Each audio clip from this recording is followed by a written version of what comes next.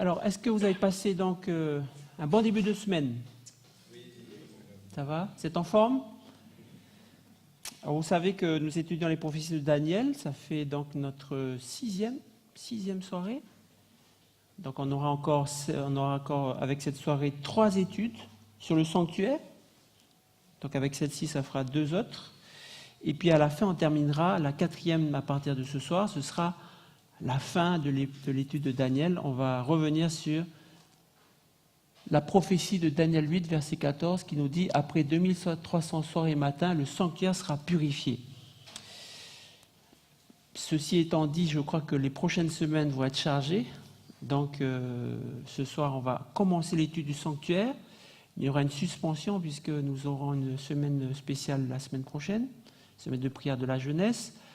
Et ensuite, mon épouse et moi serons hors territoire pendant 2 semaines. Donc, on reviendra après. Donc, comme d'habitude, nous étions dans Daniel 8 et on va récapituler. Ne vous inquiétez pas, c'est fait exprès si on répète toujours les mêmes choses. C'est pour qu'un jour, vous ne sachiez même pas pourquoi, mais vous savez exactement tout.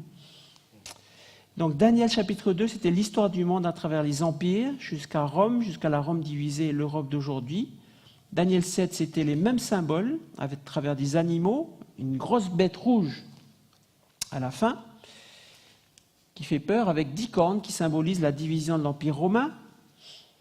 Mais au milieu de ces 10 cornes, une petite corne qui fait la guerre aux saints, qui fait la guerre à Dieu. Dans Daniel 8, nous avions vu ensemble qu'il y avait 2 autres animaux qui étaient symboliques de l'Empire. Le premier, c'était le bélier. C'était symbolisé quoi? Vous vous rappelez? Les Mèdes et les Perses. Ensuite, il y avait le bouc qui volait. Donc, c'était l'Empire grec. Et finalement, il y avait une petite corne qui s'est étendue vers le sud, vers l'est et vers la Palestine, donc qui venait du coin de la Méditerranée qui s'appelle l'Italie, donc, qui est l'Empire romain, qui correspond donc à cette bête et à ses jambes de fer. Mais cette petite corne faisait aussi une attaque verticale vers le ciel, vers le sanctuaire céleste, vers le chef des chefs, et donc à travers des interférences, des croyances erronées, des systèmes, cette petite corne qui est retrouvée dans Daniel 7 et Daniel 8 a extrêmement grandi pour s'approprier le salut que nous pourrons avoir directement par notre médiateur céleste Jésus-Christ. Et donc dans Daniel 8, cette petite corne s'est levée jusqu'à l'armée des cieux, elle s'est levée jusqu'au chef de l'armée, lui enleva le sacrifice perpétuel, renversa le lieu de son sanctuaire, elle jeta la vérité par terre et réussit dans ses entreprises. Dans Daniel 8, on nous dit combien de temps s'accomplira cette vision du mot Hazon en original, sur le sacrifice perpétuel et sur le péché dévastateur, jusqu'à quand le sanctuaire et l'armée seront-ils foulés? Il me dit 2300 soirs et matins, puis le sanctuaire sera purifié. Et cette vision concerne un temps qui sera la fin, mais la vision marée, c'est un autre mot concernant les soirs et les matins, c'est-à-dire les 2300 soirs et matins. Donc cette vision des 2300 soirs et matins est véritable, mais cette vision marée des 2300 soirs et matins, personne n'en eut connaissance, personne ne la comprenait.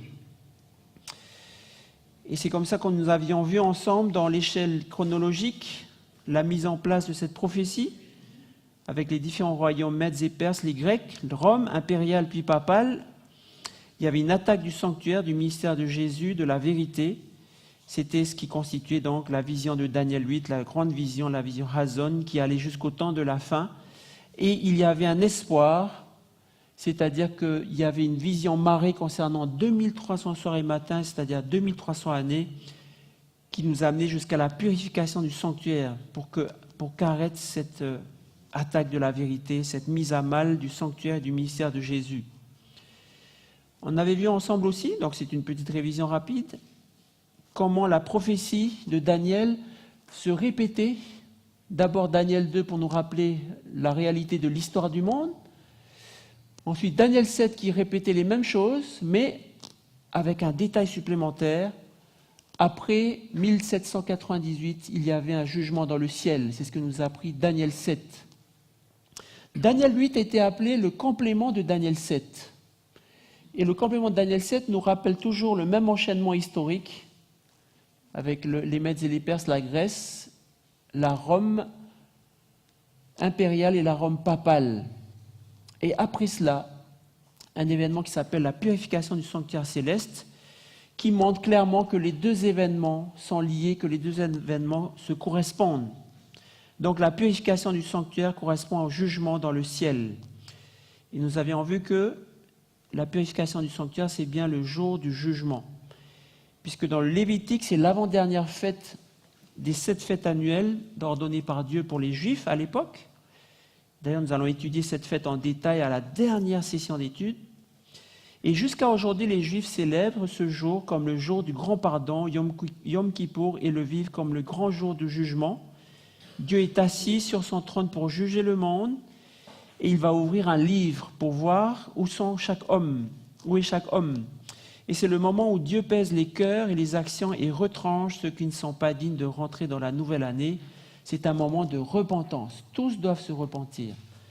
Donc, cette purification du sanctuaire qui est à l'échelle de l'histoire, dans l'histoire du monde, eh bien, c'est symbolisé par cette fête religieuse et ça constitue l'inauguration du commencement du jugement dans le ciel afin de préparer le nouveau royaume et savoir qui y sera admis.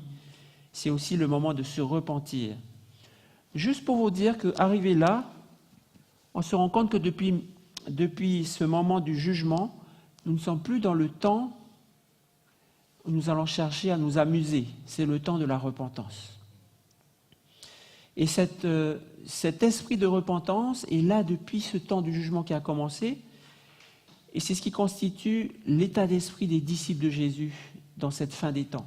Ce n'est pas un état d'esprit qui est là pour dire on va s'amuser et puis on va faire ce qu'on veut. C'est le temps de la repentance, c'est le temps de chercher Dieu, c'est le temps de chercher s'il n'y a pas un péché qu'on a oublié devant Dieu. Le temps donc de la purification du sanctuaire, il correspond par rapport à la vision de Daniel 7 au jugement dans le ciel qui commence après 1798. Et donc la purification du sanctuaire commence après 1798. Dans Daniel 9, nous avions vu que Gabriel venait faire comprendre la vision marée. Et cette vision marée, elle pouvait être comprise de la manière suivante. Il y a 70 semaines qui ont été fixées. La clé pour comprendre la vision marée des 2300 soirs et matins, c'est que 70 semaines ont été coupées. 70 semaines ont été coupées des 2300 soirs et matins.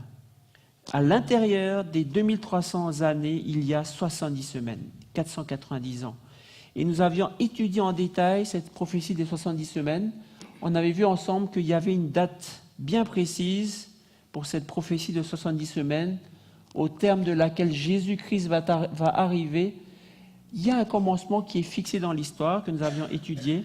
Et ce commencement, c'est 457 avant Jésus-Christ. Nous avions vu aussi que Dieu commence par s'occuper des Juifs dans ces 70 semaines et ensuite il va s'occuper du reste. C'est pour ça que nous avions déduit que Daniel 9, les 70 semaines et les 2300 années commencent en même temps. Si elles commencent en même temps, elles commencent en 457 avant Jésus-Christ et la marée des 2300 années se termine en 1844. Donc 1844, c'est le temps de la fin, c'est le temps du jugement dans le ciel. C'est le temps où Dieu va fixer qui est digne de participer au nouveau royaume, juste avant que Jésus revienne. Et la question qui se posait justement, c'est mais qu'est-ce que ça veut dire réellement le sanctuaire sera purifié? On sait que ça correspond au jugement dans le ciel, mais nous allons étudier maintenant le sanctuaire. Qu'est-ce que ça veut dire le sanctuaire? Et qu'est-ce que ça veut dire la purification du sanctuaire? Donc c'est ce que nous allons examiner en détail dans ces 3 prochaines soirées. Et nous allons découvrir que le sanctuaire, c'est le plan du salut pour les hommes. C'est le plan du salut. C'est comment Dieu va régler le problème du péché, comment Dieu va sauver les hommes. Nous allons voir donc dans la dernière soirée, qu'est-ce que ça veut dire vraiment la purification du sanctuaire et comment ça nous aide à nous préparer pour le retour de Jésus. Je vous invite juste à incliner la tête, nous allons prier ensemble. Seigneur notre Dieu, notre bon Père Céleste, te remercie encore parce que dans ce livre qui est là depuis des centaines d'années, tu as mis un trésor, tu as mis cette prophétie qui nous enseigne dans quel temps nous sommes. Quand nous regardons autour de nous, nous pouvons avoir beaucoup d'opinions sur quel temps nous sommes, le temps de la technologie, le temps de beaucoup de choses. Mais sinon, à travers cette prophétie, tu nous dis que derrière le rideau, il y a un temps du jugement dans le ciel, il y a un temps de purification du sanctuaire. Et Seigneur, nous te demandons ton Esprit Saint pour rentrer, pour plonger dans ces mystères que tu as réservés à tes enfants de découvrir, de révéler dans ta prophétie de Daniel. Te remercions pour ce don, te demandons de nous maintenir alertes, vifs d'esprit pour pouvoir comprendre ces choses. Ce sont des choses importantes pour notre vie, pour notre salut, pour notre vie éternelle. Nous te demandons ces choses au nom de Jésus. Amen. Amen. Dans la Bible, le sanctuaire, qu'est-ce que c'est? Le sanctuaire, il est appelé aussi le tabernacle de Dieu. C'est là où Dieu va demeurer. Et dans la Bible, quand on regarde dans toute la Bible, le premier tabernacle qu'on voit, c'est le tabernacle de Moïse dans le désert. C'est le tabernacle qui est sur cette peinture d'artiste. C'est lorsque les enfants d'Israël sont sortis d'Égypte, vers 1500 avant Jésus-Christ, ils étaient dans le désert, Dieu a dit, mettez-vous en tente avec toutes les tribus, les 12 tribus, mettez-vous de manière ordonnée, mais au milieu de vous, je veux demeurer, je veux être dans ce sanctuaire, dans ce tabernacle. Ils me feront un sanctuaire et j'habiterai au milieu d'eux. Ensuite, il y a eu le temple de Salomon à Jérusalem, vers l'an 1000 avant Jésus-Christ. C'était un temple fabuleux qui était extraordinairement beau, mais ce temple a été détruit. Par qui, d'après vous? Est-ce que vous vous souvenez? Par Nebuchadnezzar, 586. Le temple de Zorobabel, c'est lors du retour d'exil de Babylone vers les années 500. Donc Zorobabel, c'était un grand prêtre, et Zorobabel a fait en sorte que ce temple se rebâtit à Jérusalem, sous l'égide de Esdras et Néhémie et d'autres leaders d'Israël. Mais ce temple, donc, a finalement été reconstruit au temps de Hérode, au temps de Jésus, par Hérode, donc, le roi Hérode, et ce dernier temple à Jérusalem a été détruit par Rome en 70 après Jésus-Christ. Donc en 1844, on ne peut plus parler de sanctuaire de Dieu sur la planète Terre. Pendant tout ce temps-là, Dieu résidait au milieu de son peuple dans cette tente, dans ce tabernacle. Lorsque Salomon a inauguré le temple à Jérusalem, Dieu est venu habiter aussi dans le temple à Jérusalem. Et pendant tout ce temps-là, c'était le symbole de la présence de Dieu sur la terre. Mais en 1844, il n'y a plus aucun temple qui subsiste où on peut dire, on peut aller voir Dieu à cet endroit-là. La petite corne s'élève jusqu'à l'armée des cieux ainsi que jusqu'au chef de l'armée, lui enlève le sacrifice perpétuel et renverse le lieu de son sanctuaire. Donc on parle bien d'un sanctuaire dans le ciel, puisque ce n'est plus un sanctuaire sur la planète Terre. Le livre de la Bible qui traite du sanctuaire dans le ciel, c'est la lettre aux Hébreux dans le Nouveau Testament. Et voilà ce qu'on peut y lire. On nous parle du fait que Christ est entré non pas dans un sanctuaire fait de main d'homme en imitation du véritable, mais il est entré dans le ciel même, afin de comparaître maintenant pour nous devant la face de Dieu. Dans le ciel, Jésus est notre souverain sacrificateur et il opère dans ce qu'on appelle un sanctuaire céleste. Nous avons un tel souverain sacrificateur qui s'est assis à la droite du trône de la majesté divine dans les cieux, comme ministre du sanctuaire et du véritable tabernacle qui a été dressé par le Seigneur et non par un homme. Donc tous les tabernacles qu'on a vus dans l'histoire, ils ont été dressés par des hommes, mais celui-là c'est le véritable, c'est celui qui a été dressé par Dieu et il est dans le ciel. Et en réalité, celui qui est sur la terre, c'est un modèle, puisqu'on nous dit au verset 4-5, sur la terre, ceux qui présentent les offrandes selon la loi célèbrent un culte, image et ombre des choses célestes, selon que Moïse en fut divinement averti lorsqu'il allait construire le tabernacle, et soin lui fut-il dit de faire tout d'après le modèle qui t'a été montré sur la montagne. Donc l'ancien tabernacle du désert du temps de Moïse, c'était un modèle, c'était une image du sanctuaire céleste. Donc si nous voulons comprendre qu'est-ce qu'il se passe dans le sanctuaire céleste, pourquoi on parle de purification du sanctuaire céleste, il va falloir étudier qu'est-ce que c'est que le sanctuaire céleste. Et si on veut étudier qu'est-ce que c'est que le sanctuaire céleste, il n'y a personne qui est monté dans le ciel pour nous faire un reportage.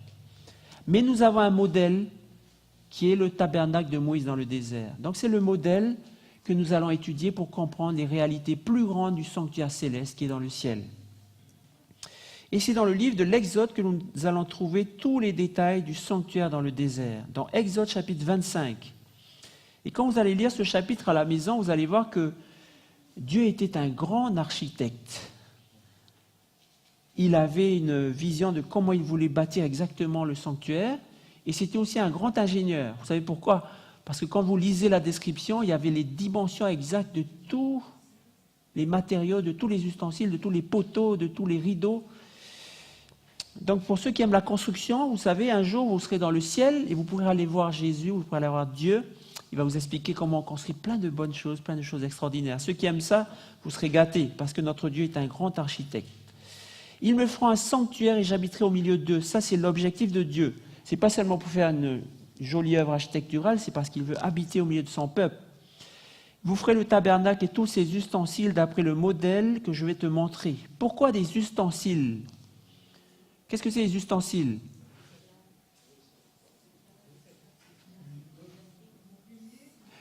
Mobilier. Ustensiles, c'est ce qu'on utilise à la cuisine. Hein, c'est des choses dont on se sert.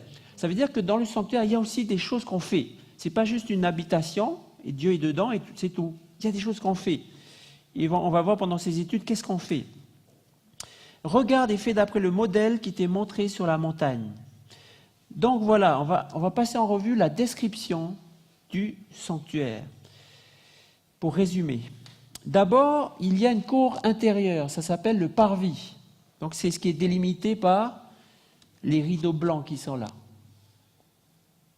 Ça fait à peu près 50 mètres sur 25. C'est pas énorme, hein, mais c'est quand même assez grand. Ensuite, il y a, dans cette cour intérieure, il y a deux gros meubles, deux endroits spéciaux. Donc le premier, c'est l'autel des sacrifices. Et vous voyez qu'on sacrifie un animal, et la fumée qui s'élève. Deuxième chose, il y a ce qu'on appelle la cuve des ablutions. On ne voit pas bien sur l'image, mais la cuve des ablutions, c'est une cuve en bronze, ronde, et puis il y a de l'eau dedans. Ensuite, toujours dans ce parvis, il y a la tente, qui est appelée le sanctuaire, qui est appelée aussi tente d'assignation ou tente de la rencontre. Ça dépend quelle est la version de votre Bible. Mais donc, cette tente-là, c'est ce qu'on appelle spécifiquement le sanctuaire. Et dans le sanctuaire, il y a un lieu saint et il y a un lieu très saint. Dernière remarque, il y a une flèche ici qui nous montre une direction précise. Vous savez, cette flèche, qu'est-ce que c'est ? C'est la direction de l'Orient de l'Est. C'est la direction du soleil levant. Et c'est important de retenir ce détail parce que Dieu a indiqué exactement non seulement tous les détails, les dimensions de tout ce qui est décrit dans le sanctuaire, absolument tout est décrit au centimètre près, mais il a aussi dit comment placer ça au niveau des points cardinaux. Il a voulu que le nord soit ici, l'ouest là là-bas, le sud ça là-bas, et l'est soit ici, que l'entrée soit vers l'est. Pourquoi ? Parce qu'à l'époque, la plupart des peuples adoraient beaucoup de dieux. Mais leur dieu préféré, vous savez c'était qui ? Le dieu soleil. Et donc, dès que le soleil se levait le matin, tous les adorateurs du dieu soleil s'inclinaient devant leur dieu soleil. Alors que dans le sanctuaire de Dieu, tous ceux qui vont voir Dieu, ils rentrent ici par l'est et donc ils tournent le dos au soleil. Toujours ils tournent le dos au soleil pour dire « on adore notre Dieu ». Parce que dans l'Antiquité, dans l'Ancien temps, vous savez que si vous ne connaissez pas le vrai Dieu, la chose la plus puissante qui existe, c'est le soleil. C'est le soleil qui donne la chaleur, qui fait que tout existe, qui a la lumière. Donc vous êtes tenté d'adorer le soleil. Et Dieu va dire, attention, vous ne confondez pas quand vous venez me voir, le soleil c'est dans votre dos. Et donc, tous les symboles de ce sanctuaire étaient là pour indiquer qui était Dieu et comment on devait s'approcher de lui. Si on part un petit peu dans une vue à l'horizontale, vous avez toujours le sanctuaire qui est ici. Donc on a fait une coupe. Normalement on ne voit pas, mais on voit à l'intérieur, dans le sanctuaire. Le parvis du sanctuaire, vous avez de droite à gauche l'autel des sacrifices, la cuve des ablutions, vous avez le lieu saint, et dans le lieu saint, vous avez trois meubles spéciaux. D'abord, vous avez un chandelier à 7 branches. D'ailleurs, c'est pour ça qu'ici, notre frère Richemont, il y a plusieurs années, avait fait ce chandelier. C'est pour nous rappeler ça. Sauf que quand vous regardez le chandelier à 7 branches ici, il a une forme spéciale, il a plutôt la forme d'un arbre, et puis les chandelles sont au même niveau. Vous avez aussi la table des pains. Ici, vous avez une table où il y a 2 rangées de 6 pains. Ça fait 12 pains. Les pains, à l'époque, ce n'est pas des baguettes, hein, c'est des pains ronds, aplatis. Pourquoi 12 pains? Parce qu'il y a 12 tribus d'Israël. Déjà, on voit une signification. On commence déjà à voir pourquoi Dieu il a mis ces meubles. Dieu était un Dieu de symboles, vous savez. Dieu, il aime nous signifier des choses spirituelles à travers des symboles réels, à travers des symboles concrets. Quand on regarde le chandelier, on voit que c'est quoi un chandelier? Ça nous apporte la lumière. Ça nous apporte l'éclairage. La table des pains, ça nous apporte quoi? À manger. Et il y a l'autel des parfums. L'autel des parfums est juste devant le voile qui sépare le lieu saint du lieu très saint. Et cet autel des parfums, sur cet autel des parfums brûlent en permanence des parfums, et notamment de l'encens. Et en fait, quand vous regardez la description du lieu saint, vous savez, c'est comme quand vous allez chez quelqu'un, hein, c'est très beau. Parce que quand vous arrivez, vous allez chez quelqu'un, vous faites quoi? Souvent, vous allez chez quelqu'un parce que vous êtes invité, et qu'est-ce que vous allez faire? Vous allez manger. Donc il y a une table pour vous accueillir pour manger. Et puis, la tente à l'intérieur, il y a des draperies, il y a aussi, les draperies sont là avec des représentations d'anges. Ici, il y a le chandelier d'or, où il y a des représentations, c'est un chandelier en or, mais il y a des représentations de pommes, de feuilles, pour nous rappeler l'arbre de vie, le jardin d'Éden. Donc c'est très très décoré à l'intérieur. Et vous avez sur les parois, ce sont des planches en bois qui sont assemblées comme ça. Elles sont dorées à l'or et il y a des représentations d'anges. C'est-à-dire que quand vous arrivez dedans, vous avez la lumière avec les chandelles qui dansent un peu partout et ça se reflète un peu partout. C'est vraiment une atmosphère spéciale. Et en plus, quand vous rentrez dedans, il y a une odeur particulière, une bonne odeur. C'est remarqué quand on vient chez quelqu'un, ce n'est pas seulement ce qu'on voit, c'est aussi ce qu'on sent. Donc c'est vraiment un lieu particulier, le lieu saint. C'est le salon de Dieu, parce que Dieu, il est ici en fait, dans le lieu très saint. Dans le lieu très saint, il y a ce qu'on appelle l'arche de l'alliance. On appelle aussi ça l'arche du témoignage. Vous lisez ça aussi dans la Bible, l'arche du témoignage. Et là, je disais que c'était une belle maison où venir voir Dieu, sauf que personne ne pouvait aller voir Dieu dans cette tente, sauf les prêtres. Si vous n'étiez pas prêtre, vous ne pouvez pas rentrer dedans. C'est pour ça qu'on appelle ça le lieu saint, puisqu'il n'y a que les prêtres qui peuvent rentrer, et le lieu très saint aussi, parce qu'il n'y a que le grand prêtre qui peut rentrer. Et c'est pour ça qu'on appelle toute la tente les lieux saints, les lieux sacrés. On va faire un zoom sur le lieu très saint. Dans le lieu très saint, donc, il y a ce coffre qui est appelé le l'arche de l'alliance. Ce lieu très saint était séparé par un voile qui n'était ouvert qu'une fois par an. Et c'est dans ce lieu-là que se manifestait la gloire de Dieu. Tous les jours, il y avait ici une lumière. Alors, vous n'allez pas lire ça dans la Bible, c'est la tradition juive qui explique ça. On appelle cette lumière la Shekinah. C'est un mot juif qui dit que c'est une lumière, une sorte de nuée qui symbolise la présence même de Dieu. Et cette présence, elle n'est pas seulement dedans, elle est visible à l'extérieur, parce qu'au-dessus du lieu très saint, ici c'est de la lumière, mais au-dessus du lieu très saint, on voit une colonne de nuée en permanence. Et quand descend la nuit, ce n'est plus une colonne de nuée, c'est une colonne de feu. Et tous les Israélites qui campent autour de cette tente, tous les jours ils se réveillent, ils regardent, ils voient la nuée, ils savent que Dieu est là. Tous les soirs, toutes les nuits, ils regardent, ils savent que Dieu est là, la colonne de feu est là. Donc Dieu est caché dans cette tente, parce que c'est un lieu sacré, mais Dieu aussi montre qu'il est là. Et tous les Israélites savent, ah, notre Dieu est là, nous sommes en sécurité. Donc ce lieu très saint contenait un meuble. Donc c'est un coffre en acacia, en bois d'acacia, qui est appelé l'Arche de l'Alliance, donc qui fait à peu près 1,25 m sur 75 cm de large. C'est pas un gros coffre, hein. Mais il était doré à leur fin. Donc encore une fois, il y avait cette lumière qui était là et qui dansait sur tous les murs et sur l'arche. C'était quelque chose d'extraordinaire à voir, à mon avis. C'est pour montrer que Dieu aime la beauté. Il y a des gens qui aiment les bijoux, les choses qui brillent. Vous savez que dans le ciel, on nous dit qu'on va marcher sur l'or. C'est pas la peine c'est pas la peine de porter sur nous, parce que ça, c'est le goudron du ciel, ça. C'est des choses vraiment magnifiques, mais c'est là-dessus qu'on marche, c'est là-dessus qu'on fait les meubles, c'est là-dessus qu'on fait les palais du ciel. Donc c'est pour nous rappeler aussi ça. Et donc, dans ce coffre, qui était très particulier, il y avait plusieurs choses qui étaient stockées dedans. La première chose, la plus importante, c'était les 2 tables de la loi, les 10 commandements, les 2 tables de pierre. Il y avait aussi un bol de manne. Un bol de manne pour se rappeler, nous avons été nourris par Dieu dans le désert avec la manne.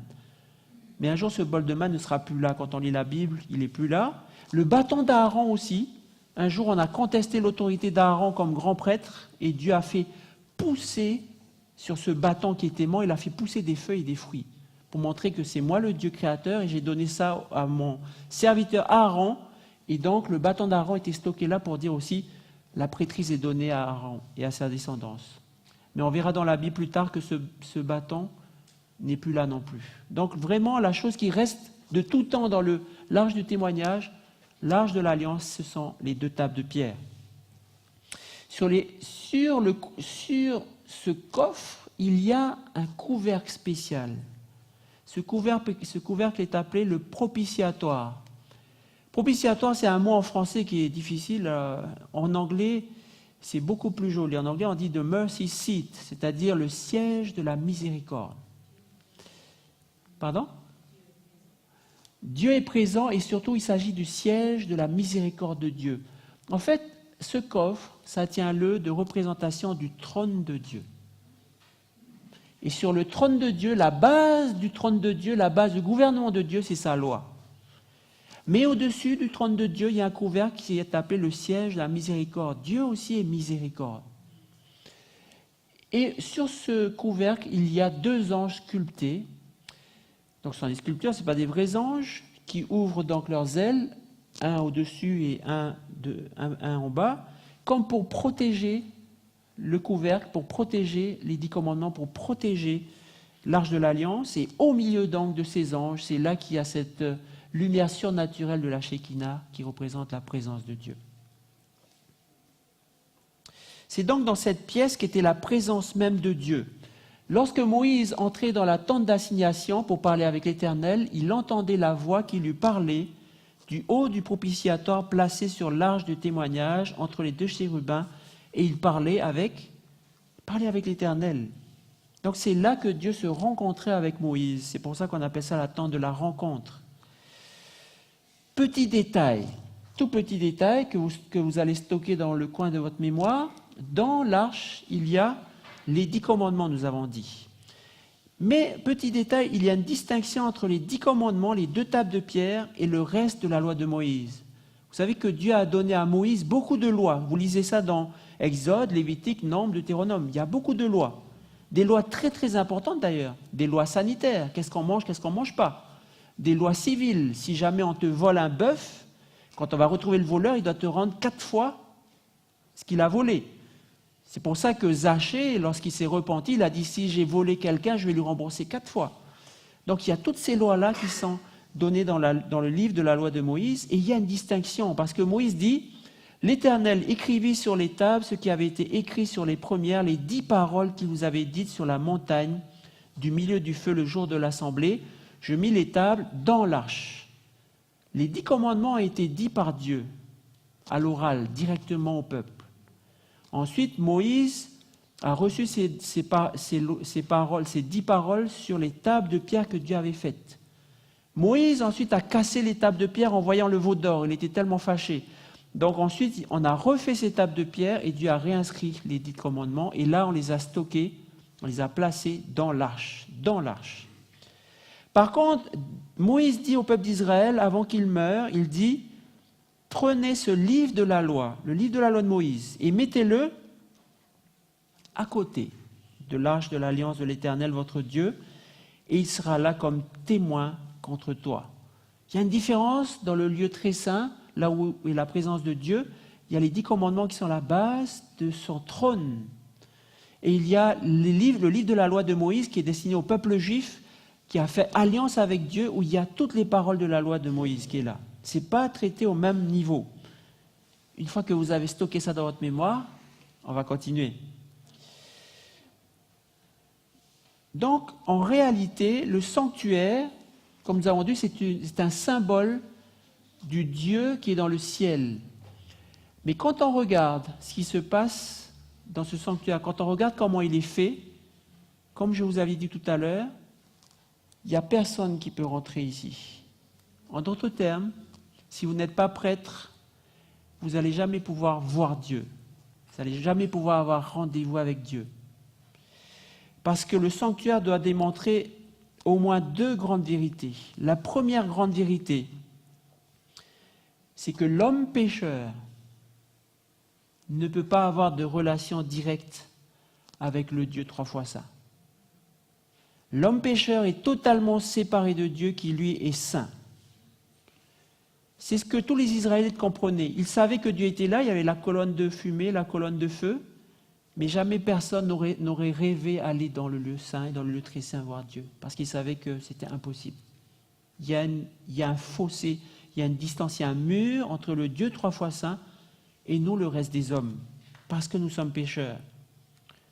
Ça fait un peu triste comme idée, hein? En fait, il y a une deuxième grande vérité.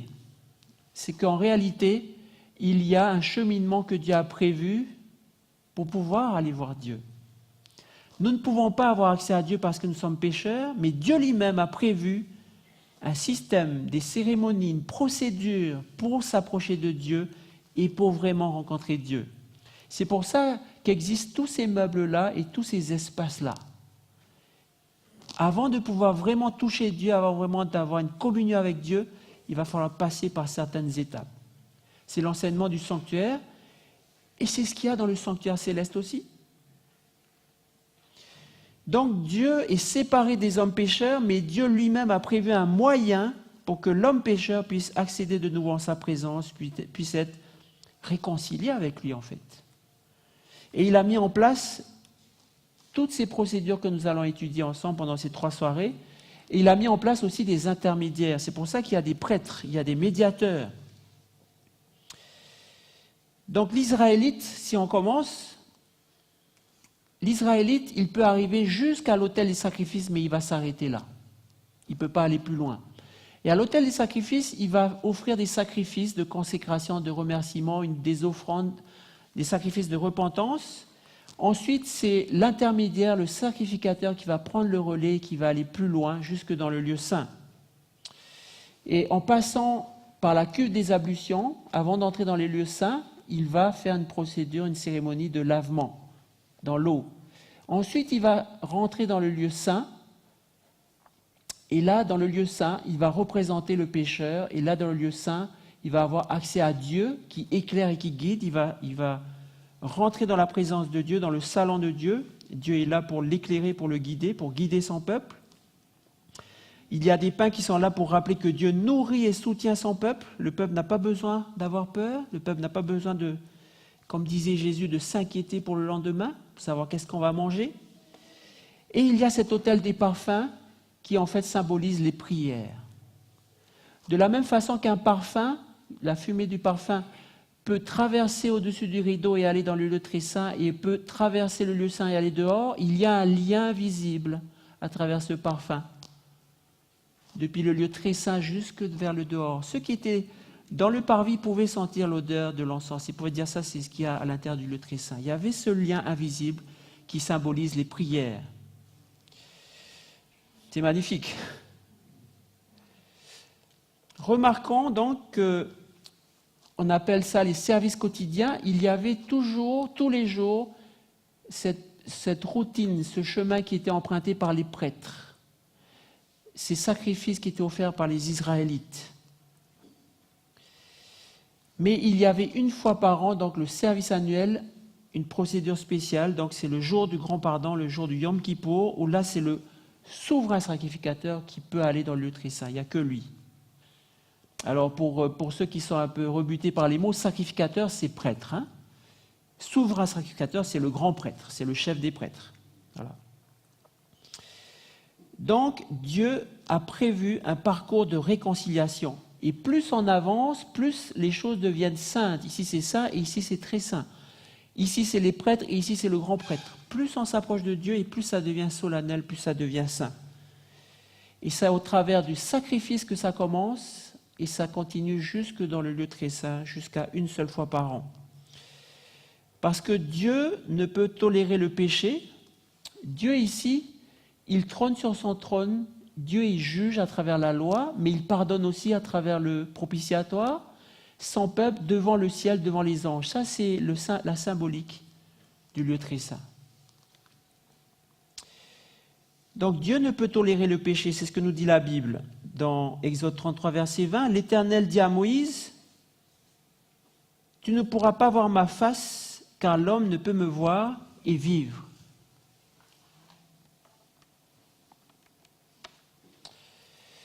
Habakkuk 1, verset 13, « Tes yeux, Dieu, sont trop purs pour voir le mal, tu ne peux pas regarder l'iniquité.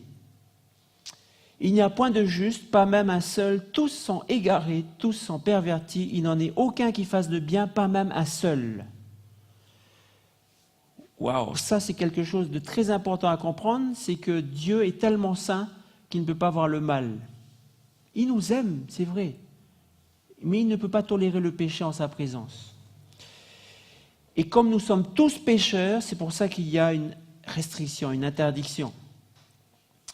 Et pour bien comprendre ça, on va lire ensemble Isaïe chapitre 6.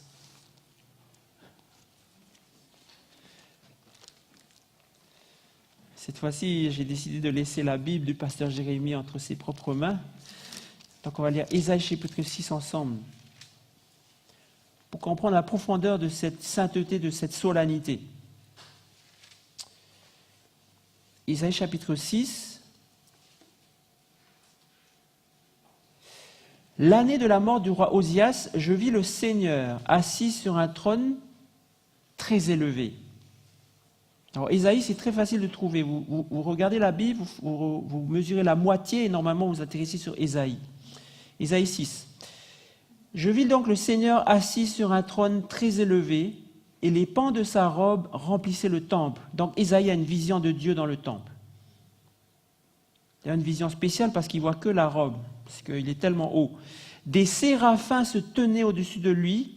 Ils avaient chacun 6 ailes, 2 dont ils se couvraient la face, 2 dont ils se couvraient les pieds, et 2 dont ils se servaient pour voler. Des anges qui ont 6 ailes, mais il n'y en a que 2 pour voler. Le reste, c'est pour se cacher de Dieu. Ils criaient l'un à l'autre et disaient « Saint, Saint, Saint est l'Éternel des armées. Toute la terre est pleine de sa gloire. » Les portes furent ébranlées dans leurs fondements par la voix qui retentissait, et la maison se remplit de fumée. Voilà la réaction maintenant d'Ésaïe au verset 5. « Alors je dis, malheur à moi, je suis perdu, car je suis un homme dont les lèvres sont impures. J'habite au milieu d'un peuple dont les lèvres sont impures, et mes yeux ont vu le roi, l'Éternel des armées. » Isaïe est saisi par ce sentiment que devant le roi, devant Dieu, le Seigneur de l'univers, le Seigneur des armées, le Dieu 3 fois saint, devant lequel même les anges se cachent, il est perdu.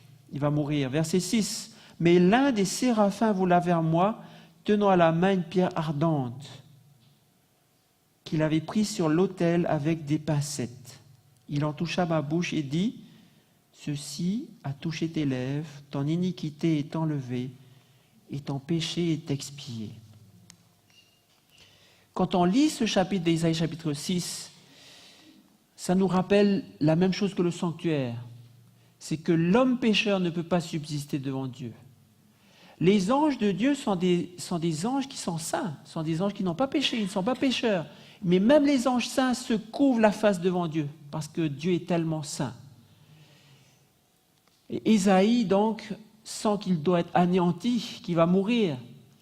Ça veut dire que n'importe quel homme, même s'il voulait aller voir Dieu, C'est comme s'il voulait aller rencontrer le soleil, il serait anéanti. Même si n'importe quel homme voudrait de toute sa volonté, en mettant plein de sacrifices, plein de choses devant Dieu, on ne peut pas subsister devant lui. Il y a un mensonge qui est dans une chanson qui dit « Nous irons tous au paradis ». Gros mensonge. C'est impossible d'aller au paradis. D'ailleurs, il y a une chose qui est importante à savoir. Des fois, on se dit « On va aller là-haut. On va aller là-haut voir Dieu ». Est-ce que nous sommes déjà posé la question suivante? En présence de Dieu, avec Dieu, y a-t-il un péché quelconque? Y a-t-il une parole mauvaise? Y a-t-il une pensée mauvaise? Y a-t-il une action mauvaise? Il n'y a rien du tout de tout cela en présence de Dieu. Et si nous les hommes, nous pensons que parce que nous sommes chrétiens, nous avons la foi, nous avons ceci, nous avons cela, nous pouvons aller subsister devant ce Dieu trois fois saint, c'est une grosse illusion. Nous sommes complètement séparés de Dieu. On ne peut pas aller voir Dieu. On ne peut pas avoir de contact avec Dieu. Et Isaïe sent bien ça dans ce passage. Il sait qu'il est perdu. Quoi que fasse un homme, il ne pourra jamais subsister devant Dieu. D'où est la solution alors? La seule solution, c'est Dieu lui-même qui la donne. Il envoie son ange prendre un charbon ardent de l'autel des sacrifices et il va purifier l'iniquité de Ésaïe. C'est vraiment quelque chose, le plus important qu'on peut retenir pour l'instant du sanctuaire, c'est que le Dieu trois fois saint et nous-mêmes, nous sommes totalement incompatibles. Et il n'y a rien que nous puissions faire qui puisse réparer cette incompatibilité. Dans les religions du monde, tout le monde sait qu'il y a un Dieu quelque part ou des dieux quelque part. Ils veulent se réconcilier, ils veulent avoir une communion avec eux. Et ils font toutes sortes de choses pour mériter cette reconnexion. Mais le Dieu trois fois saint, il n'y a rien qu'on puisse faire pour mériter cette reconnexion.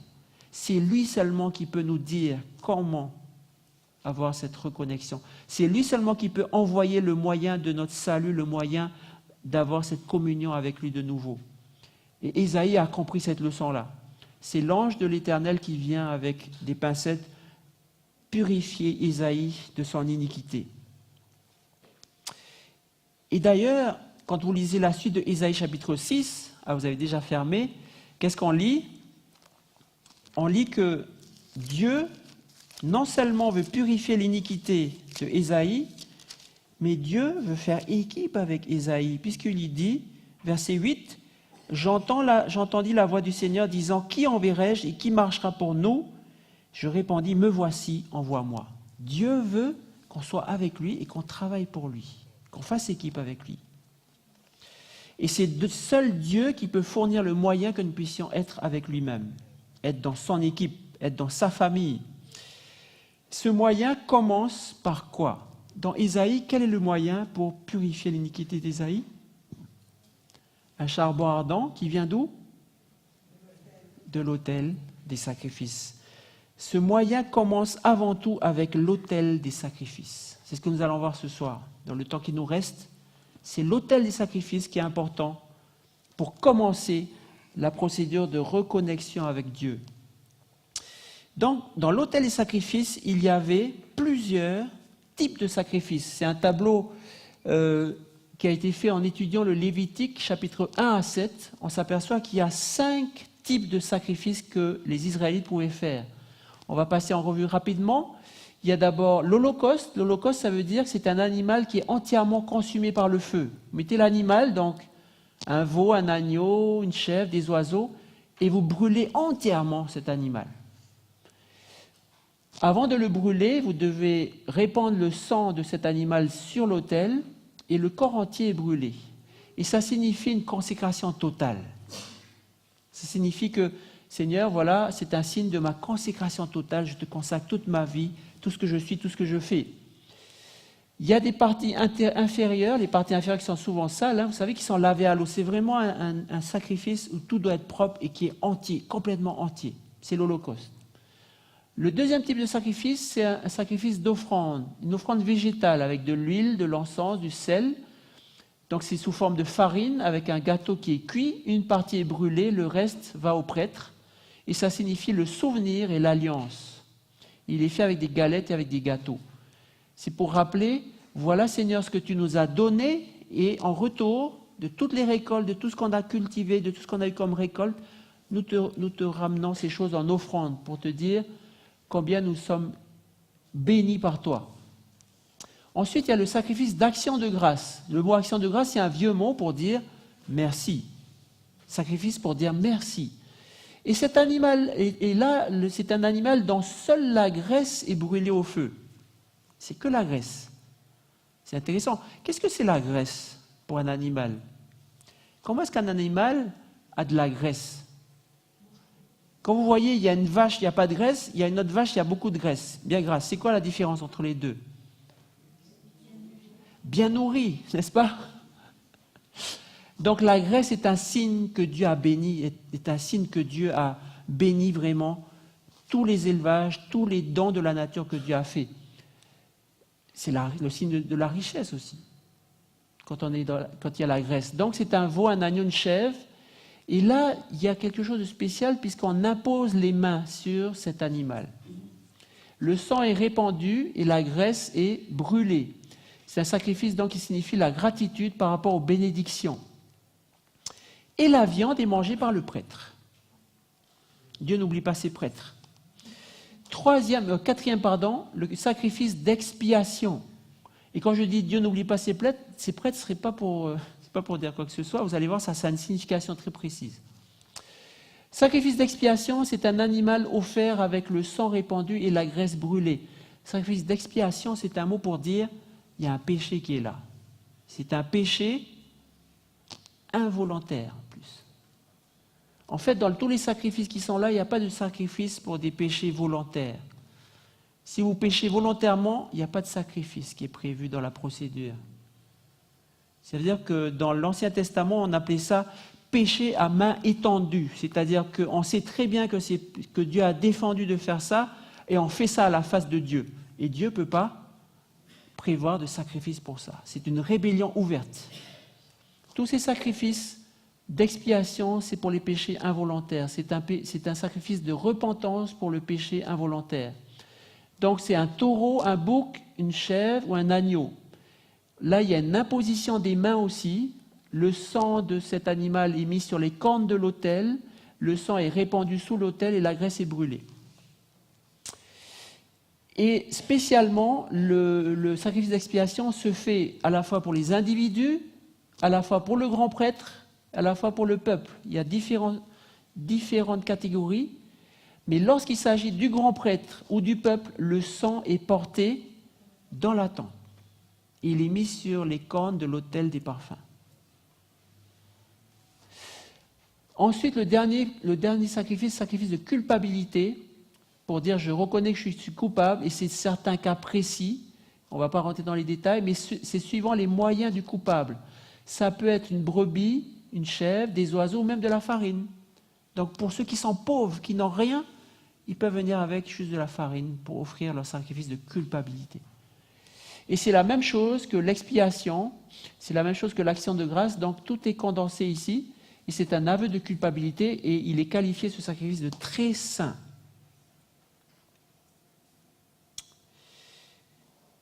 La question, pourquoi tant de détails? Pourquoi toutes sortes de procédures? Il y a tout un protocole qui est là. En fait, on s'aperçoit que Dieu, à travers ces 5 types de sacrifices, ça constitue une sorte d'alphabet de communication avec son peuple. Parce que son peuple, n'oubliez pas, il sort de l'Égypte.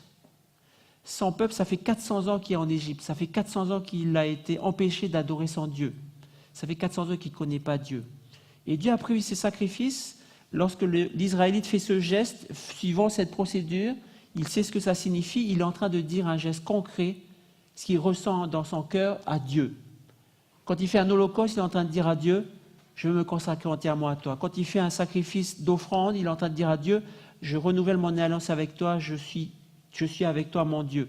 Lorsqu'il fait un sacrifice d'action de grâce, il est en train de dire merci pour tes bénédictions. Lorsqu'il fait un sacrifice d'expiation, il est en train de dire j'ai reconnu que j'ai péché, pardonne-moi Seigneur. Donc il n'y a pas d'accès direct à Dieu, mais à travers le sacrifice, il y a un langage qui se fait avec ce Dieu 3 fois saint. La question qui se pose aussi, pourquoi est-ce qu'on fait des sacrifices d'animaux? Quelqu'un a dit un jour les pauvres animaux. savez que dans le désert, il n'y a pas beaucoup de grains de blé non plus, et donc c'était un peuple qui avait des troupeaux. C'est quelque chose que les gens connaissent déjà, qu'il y a des troupeaux, qu'on mange de la viande tous les jours. D'ailleurs, on mange nous-mêmes de la viande souvent, ceux qui ne sont pas encore végétariens, j'ai bien dit ceux qui ne sont pas encore végétariens, on mange de la viande, c'est quelque chose qui est connu. Nous, on ne voit pas les bouchers, hein. Il y a des bouchers qui sont spécialisés, on ne fait pas. Mais à l'époque, tout le monde fait, tout le monde tue sa vache, tout le monde tue son cochon, pas son cochon, pardon. C'est juste pour voir si vous êtes réveillés. C'est quelque chose de normal à l'époque. Et c'est pour ça que Dieu utilise le fait qu'on doit tuer les animaux pour manger, mais il transforme ça pour signifier une relation particulière avec lui. Quel rôle joue le sang? Parce qu'on a vu qu'il y a toujours une question de sang dans tous les sacrifices ici, surtout les sacrifices d'holocauste, de remerciement, d'expiation de péché. Quel est le rôle du sang? Lévitique 17, verset 11 nous dit « Car l'âme de la chair est dans le sang, je vous l'ai donné sur l'autel afin qu'il serve d'expiation pour vos âmes, car c'est par l'âme que le sang fait l'expiation. » Donc le sang, c'est le symbole de la vie de la personne. Quand on parle de sang, c'est le symbole de la vie de l'animal. C'est le symbole de la vie de la personne aussi.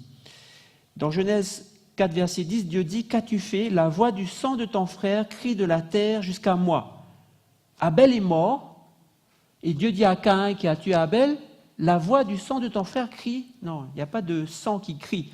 C'est Dieu qui entend que la vie d'Abel a été prise, c'est Dieu qui sait que la vie d'Abel est partie. Donc, là, il y a d'abord le sang qui représente la vie. Mais il y a aussi la viande du sacrifice qui est porteur de la faute.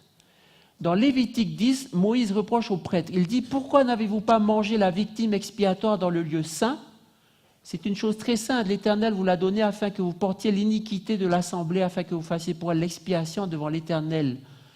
Voici, le sang de la victime n'a pas été porté dans l'intérieur du sanctuaire. » En d'autres termes, ce que Moïse dit aux prêtres ici, le sang n'est pas parti dans la tente, le sang symbole de la vie.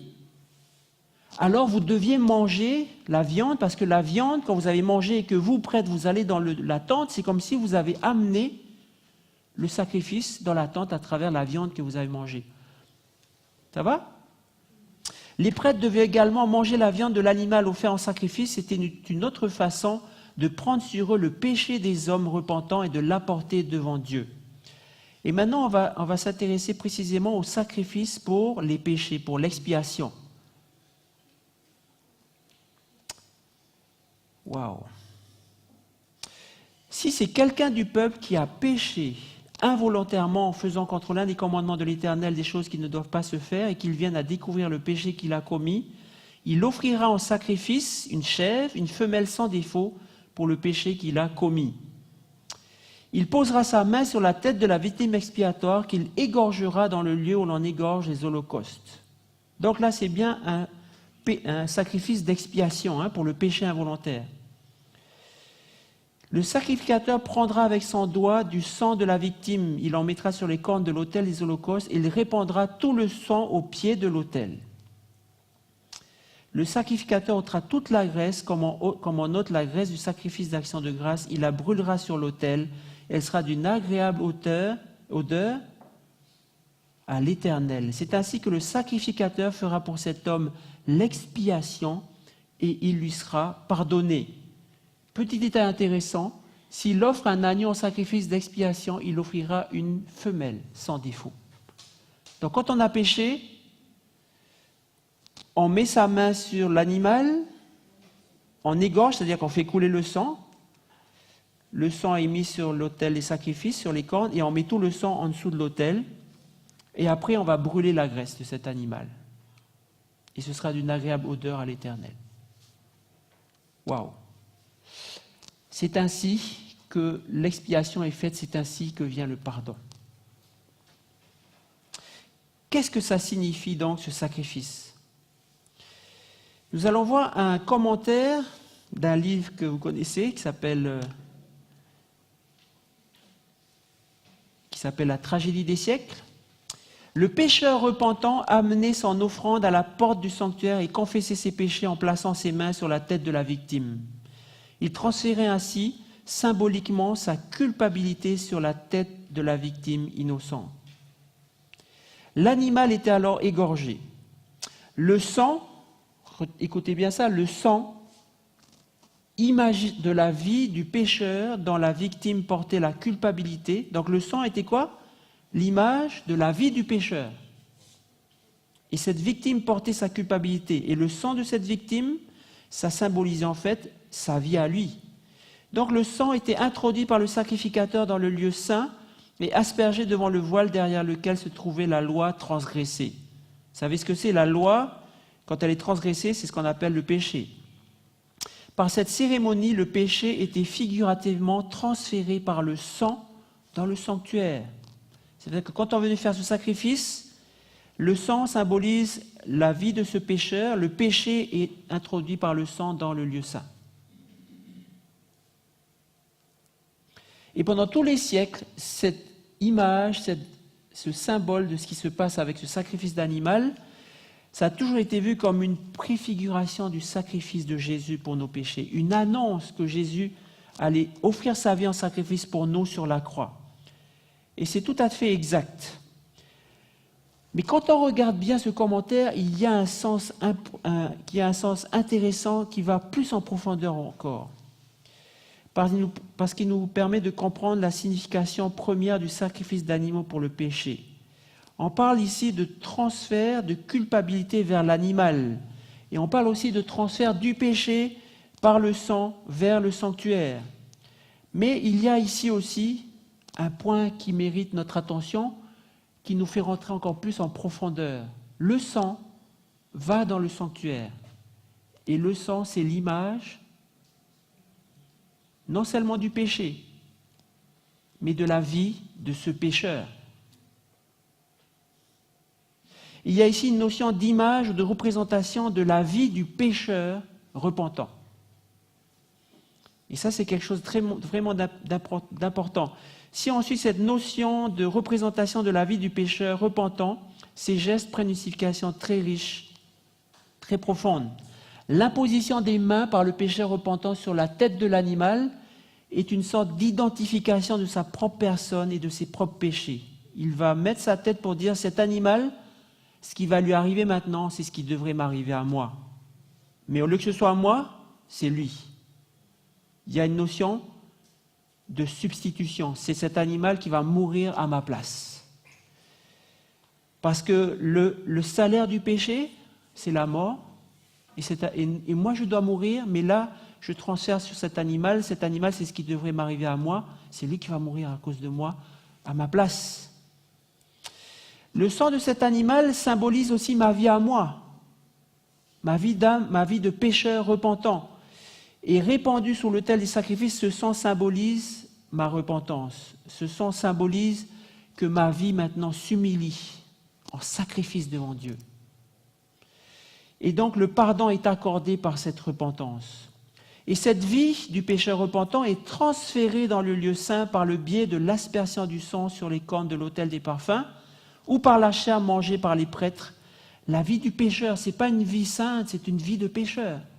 Symboliquement est transférée dans le lieu saint, mais vraiment ce qui est fabuleux, c'est que ce transfert se fait dans un endroit particulier. Le lieu saint, c'est où? C'est le salon de l'Éternel. C'est à proximité immédiate de Dieu. Et lorsqu'on s'approche de Dieu, symboliquement, qu'est-ce qui va se passer? On peut avoir espoir que notre vie va être transformée et sanctifiée. Ensuite, la graisse de l'animal est brûlée comme pour le sacrifice de remerciement. Ça symbolise la gratitude pour la miséricorde de Dieu. Donc, vous voyez, nous, quand on dit « Seigneur, pardonne-moi », c'est une phrase. Mais l'Israélite ne faisait pas une phrase. Il était obligé d'aller prendre un animal. Il était obligé de dire « Maintenant, je pose ma main sur lui. Normalement, ce qui va lui arriver, c'est moi qui devrais mourir pour mon péché. Et je suis obligé de... Moi-même, je vais le tuer. » Et il comprend la gravité du péché. Il comprend que c'est grave ce qui se passe. Mais il y a un espoir parce que ce sang qui est mis sur l'autel en signe de repentance, c'est le signe que, Seigneur, je me repens. Et ce sang qui va être porté dans la tente, c'est pour, Seigneur, je m'approche de toi, je suis pécheur, mais la seule solution, c'est toi. Je ne vais pas aller vers l'Himalaya et faire des pèlerinages. La seule solution à mon péché, Seigneur, c'est toi. Je veux me rapprocher de toi. Purifie-moi, sanctifie-moi. Et ensuite, le remerciement à travers cette graisse qui est brûlée. Merci pour ta miséricorde. Deux idées peuvent être retenues de ce processus. Le sang est offert et transféré dans le sanctuaire symbolise notre péché qui est ôté et transféré loin de nous. Autant l'Orient est éloigné de l'Occident, autant Dieu éloigne de nous nos transgressions. J'arrive chargé de mes péchés avec cet animal et je transfère mes péchés sur cet animal et ces péchés sont transférés là-bas, ils sont éloignés de moi. Je repars, ça y est, je suis libre, ça y est, je suis allégé, je suis léger. Ça, c'est la première idée. Mais maintenant, notre vie entière, pétrie par le péché, doit aussi être purifiée. Que servirait-il de venir tous les jours parce qu'on a péché et tous les jours on vient amener un animal et puis voilà, on se décharge, on se soulage avec ce pauvre animal qui est mort, qui est mort et qui est mort. Puis toute sa vie on reste comme ça, non. Donc dans ce sang qui va dans le sanctuaire, notre vie entière, pétrie par le péché, doit être purifiée, recréée, renouvelée par Dieu lui-même. C'est que Dieu qui peut faire ça. Détourne ton regard de mes péchés, efface toutes mes iniquités, ô Dieu. Crée en moi un cœur pur, renouvelle en moi un esprit bien disposé.